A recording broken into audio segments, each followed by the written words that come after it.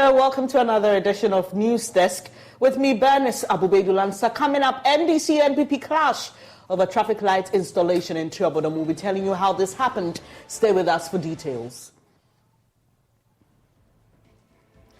And Africa workers unite against military action in Niger. We'll hear from the Africa Trade Union Congress and get the perspective of a security analyst on this development.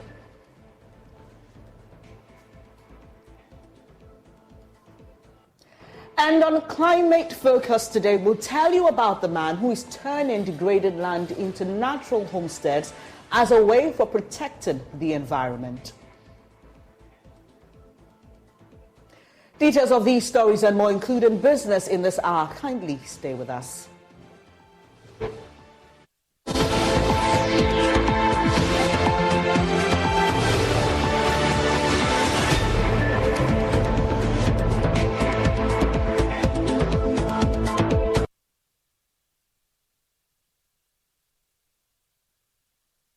Thanks for your company once again. We are live on DSTV channel 421 on your digital television and around the world via myjoyonline.com. Now, there's tension in Tuabodom as supporters of the opposition NDC clash with supporters of the governing NPP over whose efforts led to the installation of a new traffic light in the district capital. It took the timely intervention of the district police command to restore sanity as the DCE blocked the road in an attempt to prevent the MP for the area, Elizabeth Ofosu-Ejare, from leading the contractor to the project site. Correspondent Anasa Bit witnessed the incident, and here's his report. The timely intervention of the Tuabodom Police Command saved what could have been a bloody clash between some aggrieved supporters of the Member of Parliament for Techiman North and the DCE over claims on who actually led to the installation of a traffic light at the heart of Tuabodom, the district capital. The MP, lawyer Elizabeth Ofosu-Ejare, who is championing this cause as a campaign promise prior to the 2020 general elections, was prevented from entering the Tuabodom township by the DCE, Ado Donko Everson, who blocked the road and ordered the police to deny her and the contractor access to the project site. This attracted the wrath of some angry youth in the area who subsequently accused the DCE of preventing developmental projects in the area. 2020 no promise yes the traffic light eba traffic light o dey eba no ye nyina ye nyatema anya hondene ye hu say cars ebubo enuanom ebubo amanfo ne eba no ye nyina ye nya gidie say eba bebo timamufo aboa ye tobodom krodua yi na udc wo kase o ma traffic no ma because of say wa ban ne sabia wo power ne opposition party ne predia nya wo nwini makro no. These aggrieved youth vowed to withstand any attempt by the DCE and the NPP aimed at intimidating the MP and asked that the legislator has their full support. Traffic light no. Nipa no adi kan dia ba. Enti ye techman no fu nya dia. Enti die na wa hu a wo pese. Wo ya de wo break omo se. Wo ba ya wo de. Ti se ni mo nyam no a anyankopɔ da che maame no. MPP fo ni nguase a se ya de bia no ometima ka amagana for ato omase no. Enti se no chese ne ma hu hia e de basabasa yo e na omo start. Na mbom ya ye wo techman no fo no de. Yam prima MPP aban e te taye fa hu de so. Anya kwa ne ebesi sama man pipi ahunahuna bia ni obetuma hunahuna o tetuma no na 3 days ka bo nipa ni me bisa bisa DC say o pe krompuntu ana so be politics ya mfaso bia nim so ko bia primpuntu o ti me say DC ni say emfa nuado ba ko ye nye kroyiye because say MPP ko and DC kwa ya ni DC ya ni betena kromu ya because ko me ya. The legislator, a former tourism minister under the Mahama regime, Elizabeth Ofosu-Ejare, described the actions of the DCE as unfortunate and appealed to the president, Nana Addo Akufo-Addo, to call him to order. He called the district commander to come and make sure that everybody goes back. The district commander, a level-headed policeman, allowed all of us to come. And he said he's keeping the machines there so that tomorrow they can come and install. I think this is unfortunate. This is not proper. It shouldn't happen again. I'm calling on Nana Akufo-Addo to call the DCE to order. because it is the safety and security of the people in Tobodom that we are looking for. It is not politics every day. Sometimes we must think of development. The traffic light is being sponsored by government of Ghana. What is the fight? It was the Minister for Roads and Highways that we appealed to him, and he agreed for the installation of this traffic light. What is he fighting about? Much ado about nothing. But how important is this particular traffic to the people of the Techiman North District capital? I am concerned about the traffic light because when we were crossing, you all saw the difficulty. This is a very busy intersection. So it is proper that we get traffic light to regulate the traffic situation here. We get car knocking people down, we get accidents, but we know that once we get a traffic light here, it will be a thing of the past. So it is very important to me as their MP to ensure that they are safe, and that I know will happen. The police, who have since moved their equipment for the installation of the traffic light to the District Police Command, are however tight-lipped on the matter and have asked the contractor to halt the installation project until further notice. Alan Sabit, Jones, Chibodom. Now, campaign spokesperson for Alan Tremantin has described the New Patriotic Party's upcoming Superdelegates Congress as an unnecessary electoral process. According to Yawabi Asamoah, the Congress, which is to trim the number of flag bearer aspirants from 10 to 5, is an administrative process that will delay aspirants from campaigning towards the November 4 Delegates Congress. He says there's a need for constitutional reforms to abort the process in subsequent years.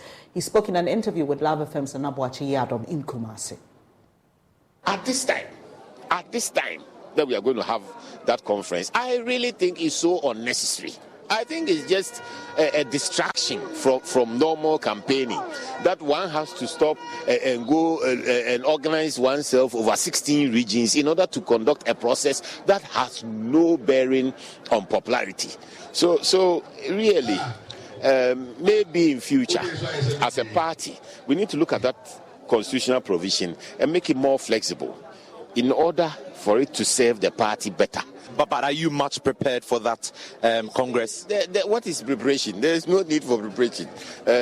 Those who are going to vote form barely 3% of the entire electoral college. And so it's for them to decide that they will do something decent for the rest of the party. Mr. Bobby Asamoah also says the process is not significant in determining who becomes flag bearer of the party. He says the party should have allowed all 10 aspirants to go through the main delegates congress and not trim the number from 10 to 5. Will not be the determinant of who becomes our flag bearer. It's only an administrative process. It's not significant in terms of determining who is politically popular. It is not a political process. For us, the significance lay in efficiency. Because it's an administrative process, you want it to disrupt your main campaign as little as possible. And you have it and get it over and done with. Now that it's been decentralized to 16 regions, the party literally has expanded its workload. So it's for the party to organize itself well and manage the process well, so that all the participants will feel comfortable that the right thing has been done. But the bottom line is that in reality, it doesn't test political popularity. In reality, it is an administrative process, and the only important thing is that you are involved with the first 5. Frankly, this is not the first time more than 10 people are running. But in 2007, 17 was a bit much. 17 candidates in 2007 was a bit much. So more or less a reaction from that we created a special delegates conference to reduce to 5. But before 2007, we've had 13 candidates, we have 10, we've had candidates in excess of 10 several times. So, but for the fact that we made it a strict provision, we should have actually varied it and had all the 10 go through to November. Because what's the big deal? I mean, for the 10, they will separate themselves out. As you go forward, delegates will begin to sort out the men from the boys. Meanwhile, NPP flag-bearer hopeful Kojo Nsafo-Apoku is optimistic his performance in the upcoming Superdelegates Congress will win him the attention of many delegates. According to him, a number of them at the grassroots have failed to give his campaign the needed attention. He's also been speaking to Nana Yaojima in Kumasi. About 962 people formed the Electoral College for the NPP's Superdelegates Conference, which will elect 5 of the 10 persons hoping to lead the party in the 2024 presidential election. The electorate will include executives at both the regional and constituency levels and other high-ranking party members. Nonetheless, many of the aspirants touring various regions are already meeting the Electoral College for the Delegates Conference, though their fate is yet to be determined. Kojo Poku, who is confident of his chances, says for various reasons his team has a different campaign strategy from others. I'm not doing the constituency and then which comprises of the polling station executives and electoral area coordinators. I'm not doing that yet. I'll do that after the Superdelegate. And it's because of a couple of reasons. One, you see, I'm the only one that a lot of people really are not taking my campaign very serious, especially at the grassroots. When I go and start engaging some electoral area coordinators, like, oh, Master Nadia, always 2 times, 5, no crown, you know, so people don't think that I have a message. So I want to prove a point. After Superdelegate, when they see my performance after Superdelegate, then everybody will be like, oh, wow, he's actually taking down these big names. Then he has something for us to listen to. So when I go to the constituency and then they talk to the grassroots, they will pay more attention. That is why I have stayed away. But again, the field is crowded. Okay, Allen is going around, Baumia is going around, Japan is going around, everybody is going around. So I don't think there is a need. And this election is in November 4th. Those going around now will still have to come back again in September, October. So why come now and then come again? So I think that the message has to be focused. My message now is to win to be part of the 5 in the Superdelegates. Then after that, between September and October, hit the ground running to basically make sure that then the momentum. Look, I know what the performance is going to be. I have been doing a lot of work, meeting all these Superdelegates. If what they tell me translates into their vote on the day, I'm going to do very well. And that momentum will propel me to win this thing. Ashanti region, which has 47 constituencies, will contribute the highest number of delegates to the Electoral College. Mr. Kojo Nsafo-Apoku, though born and bred in Ashanti region, tips the central region as a stronghold for his campaign. No, I don't. Kumasi is not my stronghold. Kumasi is the home everybody's from. It has the biggest number of votes because, bear in mind, it has 47, but only 46 available, 46 constituency chairmen, 17 regional executives, and a host of other dignitaries who will vote in that. So Kumasi is hotly contested because of the number of votes available in Kumasi.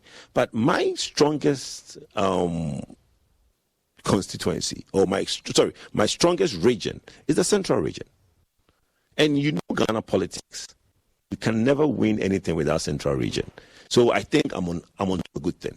The response, and you see, central region is more like I'm back home. My wife is from the central region, and my mom's father is from the central region, from Edna. So they are showing me the love that I'm not getting from Ashanti. Doesn't mean I'm not going to get anything from Ashanti, but if you ask me where today I feel comfortable that is my stronghold, is the central region. For Joy News, Nana Yaojima reporting. This is your election headquarters. You want to stay with us for all in the build-up to the NPP's Superdelegates Congress, which will be happening later this month.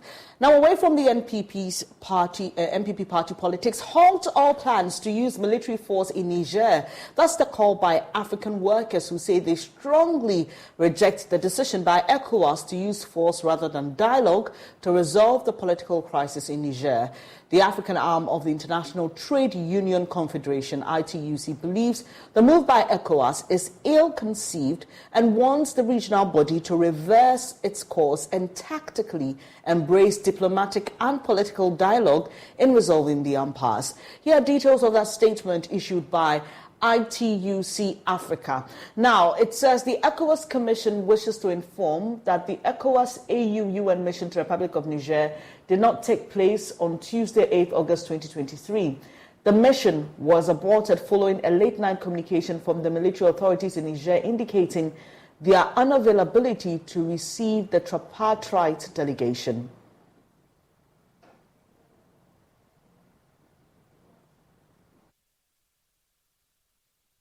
The planned mission was part of continued efforts to find a peaceful resolution to the current crisis in Niger, as per the decision of the ECOWAS Extraordinary Summit held on 30th July 2023.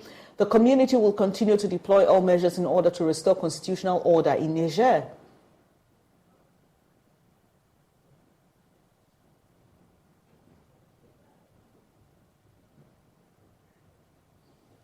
So that was actually a statement from ECOWAS. I beg your pardon. And earlier I said it was from the ITUC Africa. Well, Secretary General of ITUC Africa, Kwesi Aduamankwa, will join us shortly for a conversation on this. But already on the streets of Accra, the idea of a military intervention in Niger is not resonating with people. They are urging ECOWAS leaders to hasten slowly. There will definitely be some backlash, Some of the threats, are being directed to some of the ECOWAS member countries from these French countries, So we have to be very, very careful. And it's a very easy thing for them to take advantage of the situation and start looking towards Nigeria, Ghana, and other countries. The steps that ECOWAS is taking is truly misplaced. It is not something that Africa or Africans should support. I'm not in support of, this ECOWAS intrusion on the land. In as much as Nigeria is connected to Ghana, definitely so what happens to Nigeria, what happens to ECOWAS basically affects Ghanaians. So if you want to send military personnel or troops to go and then counter their decision, then it implies that Ghana also supports how the country is being governed. And you know how other countries also see Ghana, that our president is not governing us well. You have fire in your backyard, put it off before you come to us. So I think we should act professionally, try to have bilateral talks, professional talks, diplomatic talks. We also need to do our homework well. Because what is happening, if you listen to the explanation being given by the military junta, you realize that they have a point. Ghana can be affected by going to fight against the leader or the military people who are in charge of the affair for now. They could be affected because it's some people's country. That is what they have chosen to go. Once they have gotten supporters over there, people are supporting what they have done. No, they can victimize. We have people over there, Ghanaians are there. So if they go, they should not forget that we have Ghanaians over there. Let's now speak to Kwesi Aduamankwa. He's Secretary General of ITUC Africa. They are representing labor groups in all member states. I'm grateful for your time this morning, sir. So we have received a statement, and that statement is indicating your plea, basically, to ECOWAS for it to restrain with this threat of military intervention. What are your exact concerns? Well, thank you for having me. First of all, as ITUC Africa, we have actually condemned the coup d'etat in Niger and called on the military authorities to return the country to constitutional rule. Because when there are problems, which is in a democracy, it is through dialogue that we seek to resolve these problems. But beyond that, we have come out with a second statement indicating our concern that the proposed military intervention in the event that the military in Niger stays put is not acceptable to us, and we think that it's particularly dangerous for the sub-region, and that it can create political turmoil in the entire sub-region. So that's basically concern. Do you have any recommendations for ECOWAS? So you say in that statement that you just made reference to, that you've been studying what's been happening in the Sahel region, for example, and you cite killings, kidnappings, and many other effects of some of these military interventions, and even the readiness of other countries within the West African sub-region to support Niger if ECOWAS goes ahead with its threat. Do you have any recommendations for the regional body? Well, the regional body has to do what it takes to engage the authorities in Niger. You know that primarily what we have now is essentially a club of leaders. A club of leaders. ECOWAS is not a sovereign entity itself. ECOWAS is a club which has been formed by a number of sovereign states.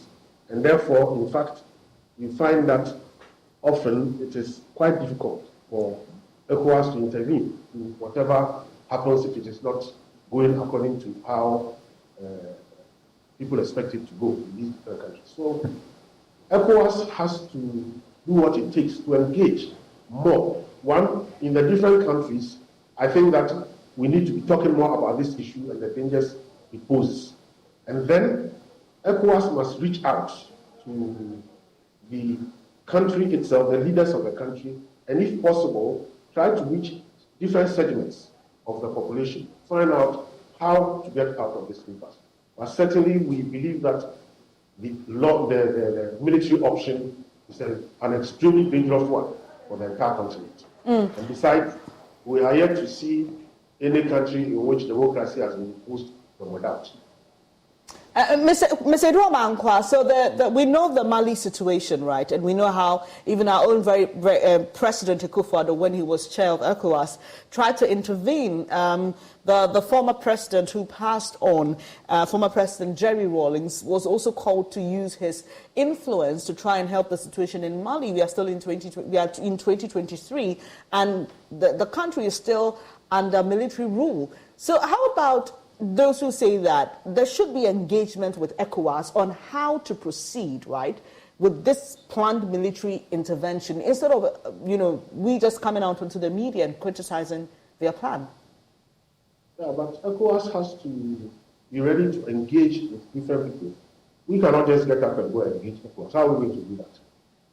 You must have heard, for instance, that even in Nigeria, the Senate refused to do certain things that the executive was going to do, which means that even within sovereign nations, there hasn't been enough consultation and engagement with the levels of power.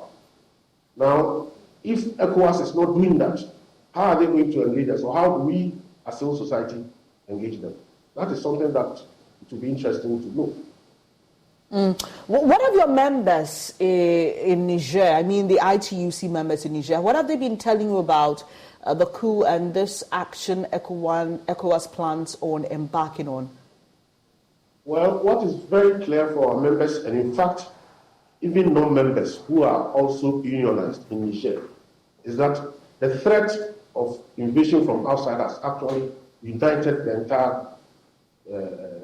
entire body of organized labor in Niger, and they do not want a military intervention, because a military intervention is going to be extremely disruptive for lives, both in and around Niger. So now, I mean, like I said earlier, this is a call to ECOWAS for it to rescind its decision for a military intervention in Niger. But what if the leaders decide to go ahead to deploy? What will the ITUC do?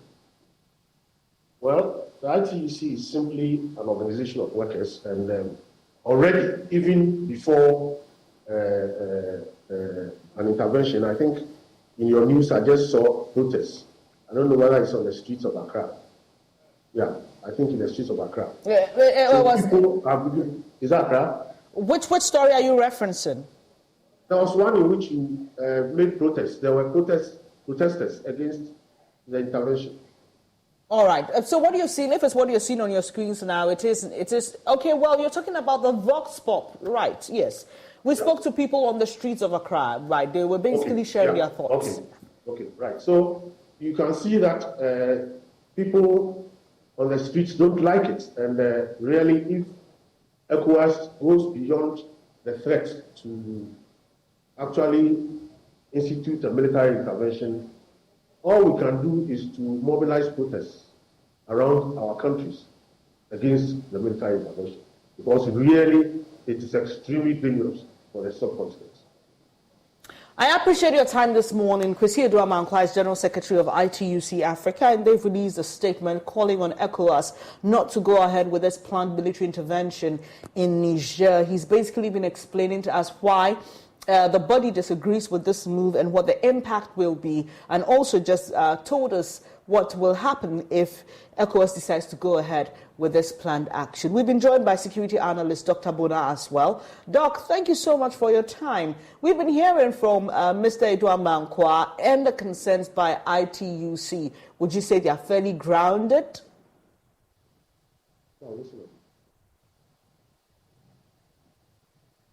Hello, Dr. Bonaa.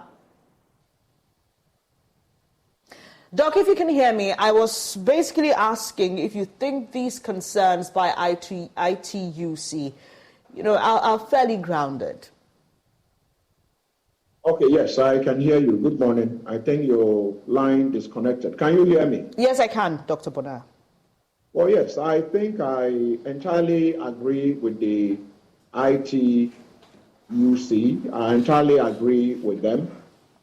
This particular intervention is uncalled for. The leaders of ECOWAS know what they must do to prevent coups like this in West Africa. They are not doing that. They watched on, for instance, for Alassane Ouattara to actually change the constitution to stand a third term. They watched on, Adama Barrow is doing his own thing. They have watched on for, look at what is happening in Senegal. And so this military intervention that has been called, it's just, if you ask me, I would say it's just a Tinubu's declaration of war in ECOWAS, which, as you went around interviewing people in Ghana, largely, majority of Ghanaians don't support any intervention at all. The simple reason is that we could have an internal upheaval or upheavals within the military in our own country if we send our military officers to Niger and we begin to bring them back home in body bags. At least history and war historians will tell you that this is how countries have been destroyed. ECOWAS should take the way of dialogue and negotiations to see. But fundamentally, if you ask me, is ECOWAS not aware that the ordinary citizens in Nigeria, in Ghana, in Niger, in Mali, in Cote d'Ivoire, and the rest don't actually know of, we only know of the existence of ECOWAS on paper. If you ask me again, we have something called the ECOWAS Parliament. The ECOWAS Parliament, who elected who to go and represent who at the ECOWAS Parliament? The ECOWAS Parliament they are selected members of Parliament from various ECOWAS countries who go to what is called the ECOWAS Parliament and act just as an advisory body. If we were going to learn from the European Parliament or the EU Parliament, then ordinary citizens should stand elections in Ghana to represent Ghana at the ECOWAS Parliament. That way, these issues could be shared, or these issues could be tabled at a proper constituted ECOWAS Parliament. And so as far as I'm concerned, this particular declaration of war is a proxy war that I would urge the President of the Republic, Nana Addo Dankwa Akufo-Addo, tomorrow they are the heads of state are meeting. He should not sign on to any intervention, because if that happens, we could have our own challenges in this country, and we don't want to get involved.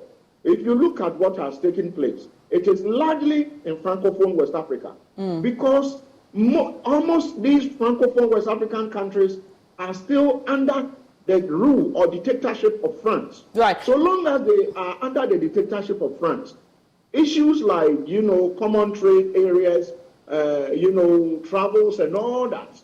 It's not going to be possible. That's We've been talking about ECO for the sub-region. Why has that not worked? It hasn't worked because then Big Brother France decides which country, amongst the AS would have to do ABCD. So as far as I'm concerned, these Francophone countries are now fighting for their independence. Right. And so let's tread cautiously. Or else our leaders, if they are not careful, they will destabilize the sub-region, the entire sub-region.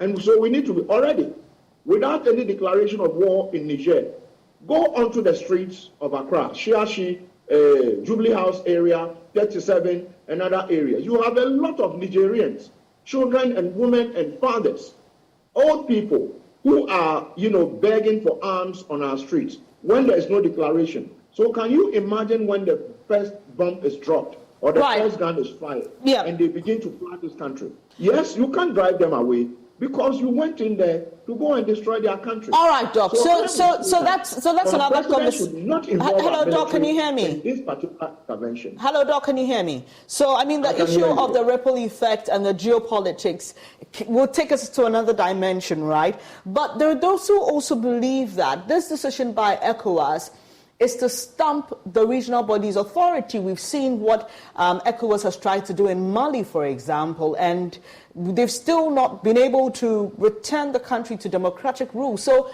it's as though the body feels threatened, and its image out there appears to be one that is of a weak institution. Don't you believe that the decision to go hard is to save the image of ECOWAS and to also prove that ECOWAS can make these tough decisions when it needs to?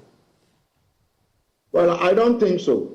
I don't think that the leadership, what do you call it, their inability to return Mali to constitutional rule and all that. The truth is that, let me put it bluntly, the leaders are afraid for themselves and their positions they occupy.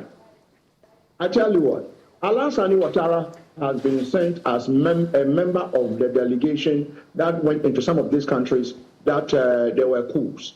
When we know that he himself did a constitutional coup in his country.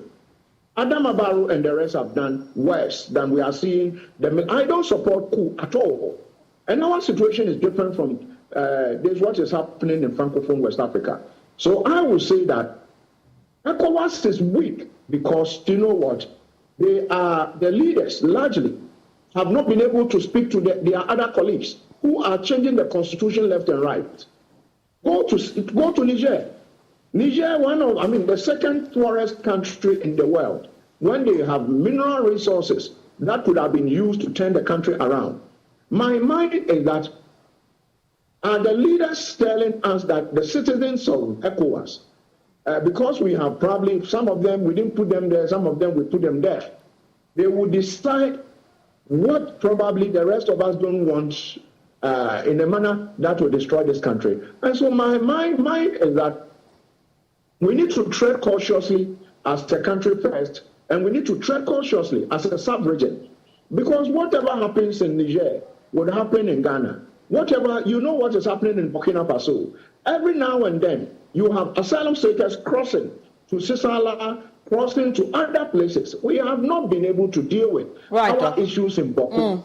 Boku is still on fire. So mine is that we need to tread cautiously. Thank you so much, Doc. We'll leave it here for now. And this situation is not only having a political dimension, it's also having a very dreadful outlook on onion business here in Ghana. The closure of Niger's land and air borders have created difficulties in carting the produce from that country to Ghana. Its ripple effects include escalating prices on the Ghanaian market. My colleague Jackie Amsomayaboa is at Ajane Kotoku Onion Market. She joins us with more. Jackie, what have you been able to establish so far?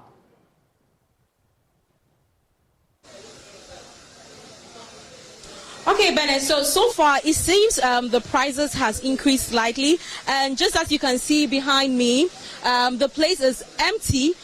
So I have the chairman here of the Progressive Onions Association, and I want him to tell us more. All right, Sumaila, so how has the Niger border, the closure of the border, been affecting the onion selling here? Good morning, viewers. The close of the border has affected us a lot because we bought onions and we've loaded. We have over 75 cars standing on the border, and it has affected our business. Since you can see the market, it is empty, simply because of the coup. So it has affected us a lot. Okay. And has there been any price increase? Because last week I was in the market and I realized that there was a slight increase, but how has it been today? Yeah, the price has gone up small because last week we were selling 1,200, 1,150, but now we are selling 1,400 and 1,450. Okay. And do you have any goods on the way, onion to be precise? Yeah, yesterday that they've talked to the ambassador and they've opened the border, so some of the cars are on their way coming, but they didn't reach yet. Yeah. And how much do you think you'd be losing in terms of cost? Because that was last week, and it's been there for long. Yeah. How much do you think you are going to lose as a result of this? Really, there onions, it's a rotten goose. So unless it comes, but we know by almost we will lose a lot because we know plenty will spoil. And since if it is spoiled, by almost we have to reduce it. We will not get the price that we bought there, and we have to reduce it and sell it. So we will lose a lot. Yeah. All right. So let me go right to the the vice chairman of the Progressive Onion Sellers Association. Patriotic Onion Sellers Association. Patriotic Onion Sellers Association. Can you tell us your name? My name is Yakubu Akweneba. All right, Yakubu. So do you think the prices are likely to go up if this continues? The price is already go up, and now we are selling it. The little the brand are selling it 1,500. And Benin border, last 2 days, they opened it small, and the onions come, and they have locked it again. And a lot of the cars go in Chuk at Burkina. So about 45 cars are blocked in Burkina about 5 days now. And they said they will do escort up to now. So our life is miserable. All our monies, if you come to the market, their life a graveyard. So it's not easy. So personally, when I came here, it looks like the place is very empty. Why is that? Because of the onion. We are exporting it to Ghana here, and there's no onion. If not, those cars come out. And onions, the moment they keep long in the car, there's heat. It will spoil. The moment the onions, tomatoes, we are the same. So they supply to Burkina. All the cars go block at Burkina there, and we have nothing to do. They say they will escort them about 6 days now. They say they will escort every day. The cars are there. The cars are, we are even don't know what to do. And the little they bring to the market, we are selling 1,000, 1,001, 1,200. Now it's 1,005. And it's not even more. It's the local one that they harvest small that they even bring to the market. It's not even plenty. And all the ladies, they will guess one people will be fighting on it. So we are appealing to the government to see to Burkina so that they will open the border and escort the cars to Ghana here for us. If we go there, it's only Ghana cars. There's no car from anywhere. We are pleading to the government. Now, I'm coming back to you, Sumaila. He was talking about the local onions. Do you think that would be an alternative? Yeah, the local onions, it is good because if government is to support us, we will do much here. That one too will be helping the country. For example, at Agogo side like this, we have plenty land there whereby we can farm the onions and we can produce more. But due to money circumstance, so if government can help us, so that we too will be doing our own.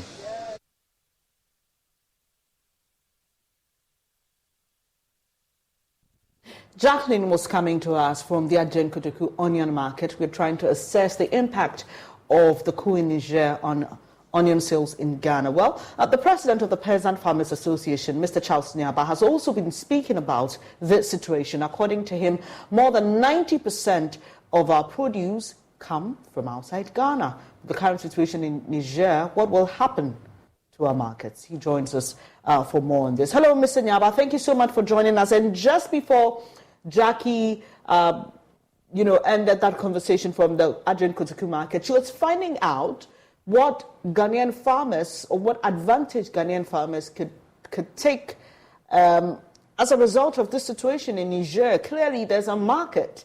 People need onions. We're not getting them from Niger. But do we have what it takes to meet the demand? Thank you very much, and good morning to yourself and your team.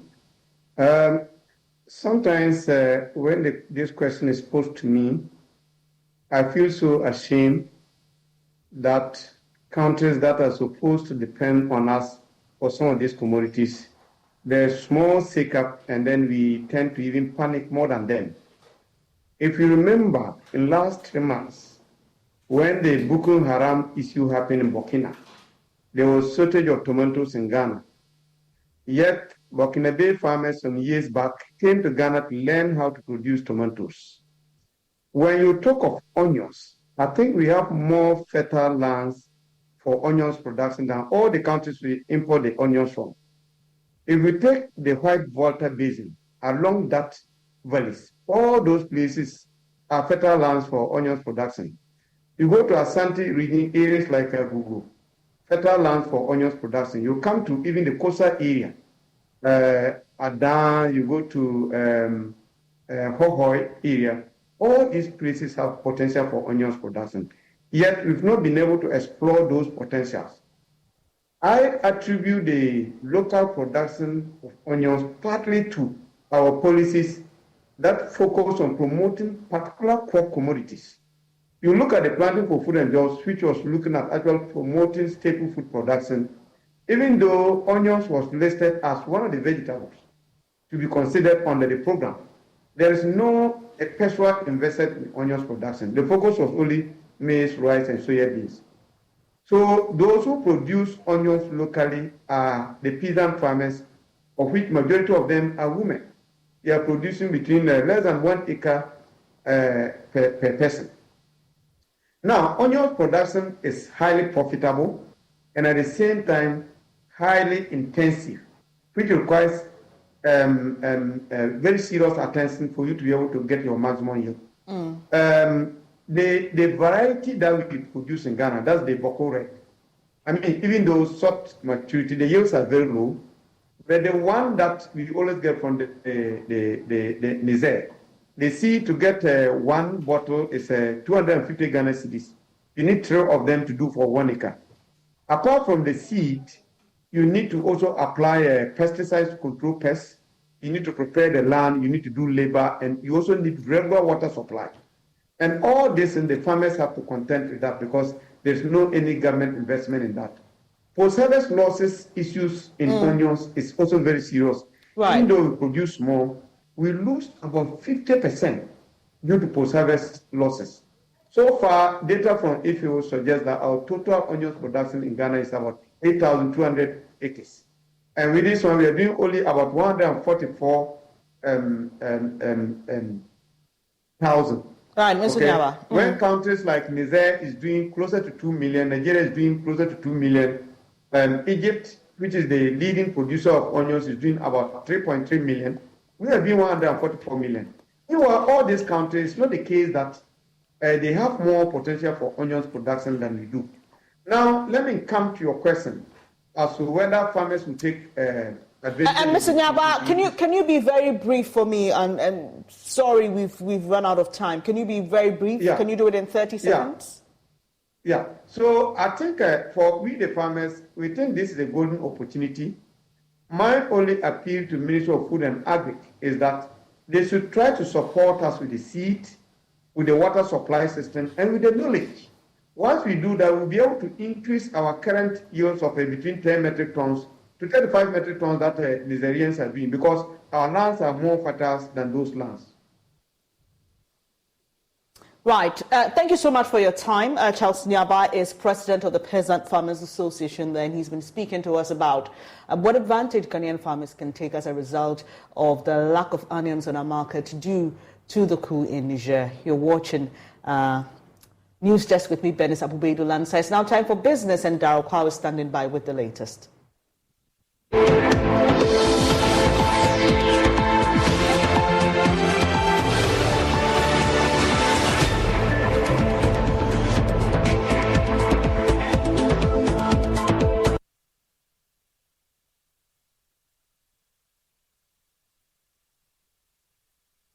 Hello, my name is Abeku Agri Santana. If there's anything that makes my life so easy, it is my bank. I love hanging out with my boys at our usual fufu joint. But even without cash, we still dey chop better with EcoBank Mobile. No matter the time of day, my bank helps me stay in touch with my beautiful wife whenever she's away. And when my beautiful wife is in town, she never misses out on her favorite TV shows because I'm able to pay up all my TV subscriptions from the comfort of my mobile phone. Whenever she has to get groceries too, my bank makes it cashless and convenient. And the part my wife loves the most is when my bank makes it possible and easy for her to shop from any part of the world without moving. Welcome to the smart world of EcoBank. Download EcoBank Mobile from Google Play Store or the App Store and discover the smart way to bank. EcoBank, the Pan-African Bank. Our boss was like, a decent fashion designer only gets home at midnight. Midway.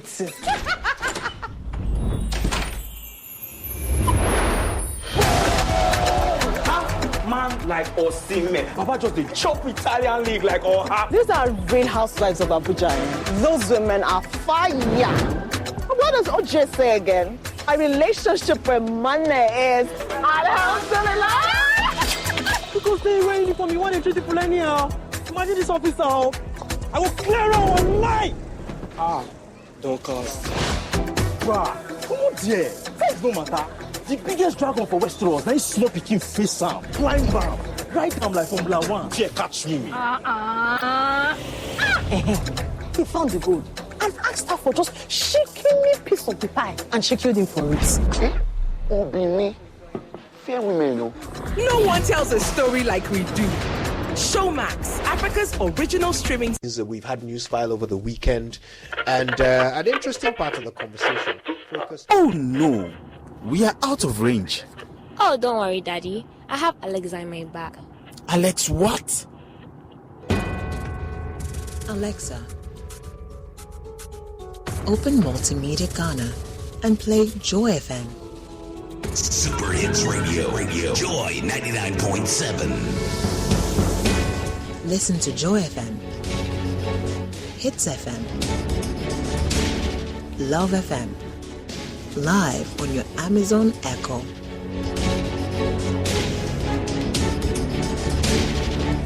Listen to your favorite multimedia radio stations live on your Amazon Echo device by saying, Alexa, open Multimedia Ghana, play Joy FM or Hits FM or Love FM. Or catch up on your favorite podcast by saying, Alexa, play, and then the name of your favorite podcast from Multimedia Ghana.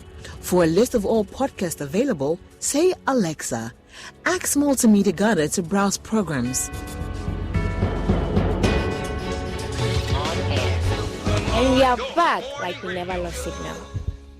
Alexa, welcome to Multimedia.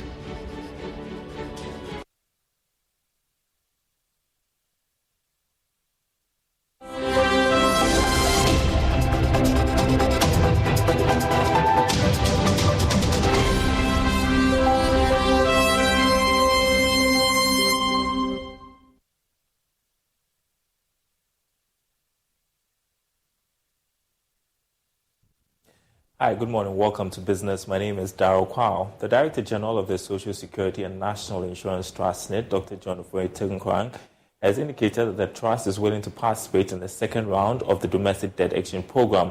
According to him, the terms of the offer are more favorable than the initial program, hence the decision to subscribe. He was speaking at the 2023 edition of the Employers Breakfast Meeting. Social Security and National Insurance Trust (SNIT) held an engagement with employers in the country to deliberate on how to ensure the prompt payment of SNIT contributions of their employees. The trust, as of June 2023, retrieved 132 million cedis arrears through court cases. Speaking to the media, Director General of SNIT, Dr. John Ofori-Tegunkwang, said the trust will make sure it has enough liquidity to pay pensions when they are due. The government has tabled a new offer for pension funds that are holding government bonds. The terms of the offer certainly are better than I think the first one that was floated. We do hold some government paper, I think it's about a little less than 1 billion Ghana cedis of government paper. We will look at it and then we will,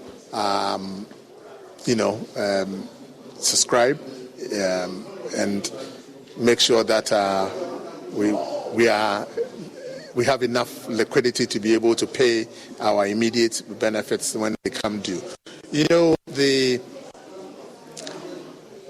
At SNIT, the way we pay our pensions, part of it is from the fixed income, which will be partly affected. Part of it is from contributions, and part of it will be from other investment income that we have. We've had a bit of a headwinds vis-a-vis dividends from the banks. But we believe that all this is temporary and that in the next year, couple of years or so, we'll be back to trend. Deputy Director General in charge of operations and benefits at SNIT, Pearl Nana Amadakun, urged employers to be compliant and pay SNIT contributions of their employees. Let's all of us here care about the bottom line, i.e. your profits. Therefore, a good corporate social image and the culture of your organization is important. The contribution you pay provide a sense of security for your workers and promote industrial harmony. Your continuous compliance also positively impacts your image as a good social and corporate citizenship. The Ministry of Communications and Digitalization has called on academia to inculcate the use of emerging technology in teaching and learning processes. According to the ministry, this will improve digital inclusion and deepen the development of ICT in the country. Deputy Minister of Communications Ama Puma spoke on behalf of the sector minister at the launch of the National ICT Week, which is spearheaded by the National Information Technology Agency. With the advent of emerging technologies, Ghana is poised to fast-track the development of its technology space through its digitalization agenda. As part of efforts to drive digitalization, the National Information Technology Agency has launched the National ICT Week and the World Technology Forum. The program, which is under the auspices of the Ministry of Communications and Digitalization, will seek to deepen collaborations and enhance conversations in the sector. Speaking at the launch, Deputy Minister for Communications and Digitalization, Ama Poma, called for the inclusion of technological tools in teaching and learning processes. Call upon our academic institutions to emphasize ICT education and research, fostering a culture of lifelong learning and technological adaptation. Embracing emerging technologies will allow us to stay at the forefront of innovation and keep pace with a rapidly evolving global landscape. On the need to develop proper data systems, Director General of the National Information and Technology Agency said his outfit will facilitate proper data collection and laws. Ensuring that we have data specific to us and even on the continent is what the dialogue has been, right? Data centers are doing okay. If you take the National Data Center, it's doing extremely well. It's being revamped. Government now has a government cloud. We are doing well there. We are working with our sister agency, Data Protection Commission. And that's it for business. The news continues after this break.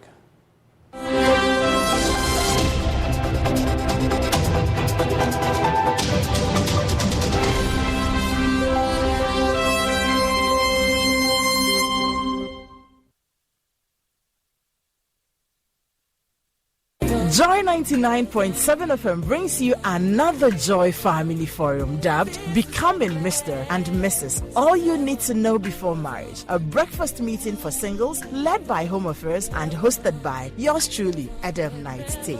Our guest speakers for the day are Ghana's favorite uncle, Uncle Ebo White, and Reverend Mrs. Rita Kranche Ankra, First Lady of the Royal House Chapel. Mrs. Theresa Riafia Sante, Mama T, Ariel the Wellness Coach, Kobinata Bedu, PG Sebastian Christian, lawyer Kwekuyamwa Pinto, Dr. Promise Sefoga, and a host of other seasoned relationship coaches and counselors will all be in attendance. You get to enjoy a good buffet breakfast, giveaways, networking, and other fun activities at a cool rate of 150 Ghana cedis per head and 250 for two. Venue is the Best Western Plus Hotel, Nungwa. Time is 6 a.m. through to 10 a.m. and the date is 12 August 2023. Please reserve your spots now. Call or WhatsApp 059-288-9986 for your reservations. This event is supported by Best Western Plus Hotel, Nungwa, Ship Healthcare Specialist Medical Center, Nish, Goba Kente, and Marine Noel's Spa and Salon. Becoming Mr. and Mrs. All you need to know before marriage.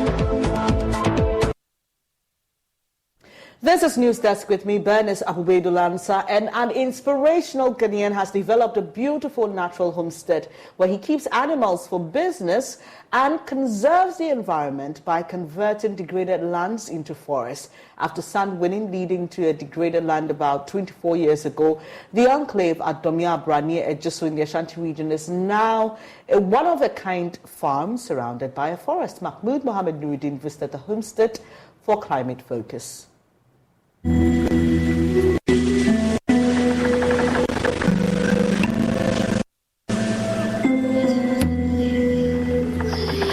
So when I came, I found out that some of the parts, the land is being used as a sign-winning area, and for that you cannot plant anything. So I consulted the Agric Ministry, and they introduced me to the Fisheries Department, and they told me that we can just repair some of the pits to make a fish pond.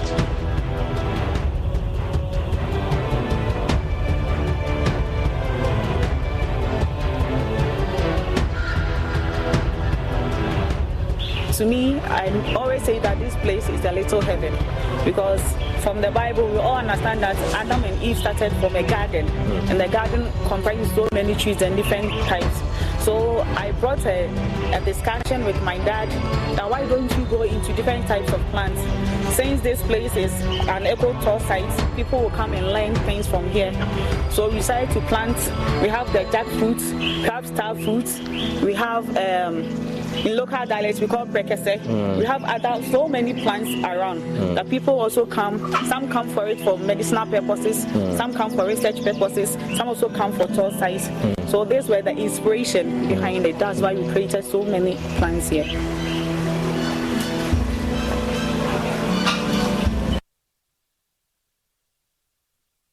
What an interesting story of how one person in a family is changing the story. We'll be bringing you more in subsequent bulletins, but that's it for this edition of News Desk with me, Bernice Abubedu-Lansa. Do log on to myjoyonline.com for more news. On Facebook and Instagram, we are Joy News on TV. Thanks for staying with your most credible news source.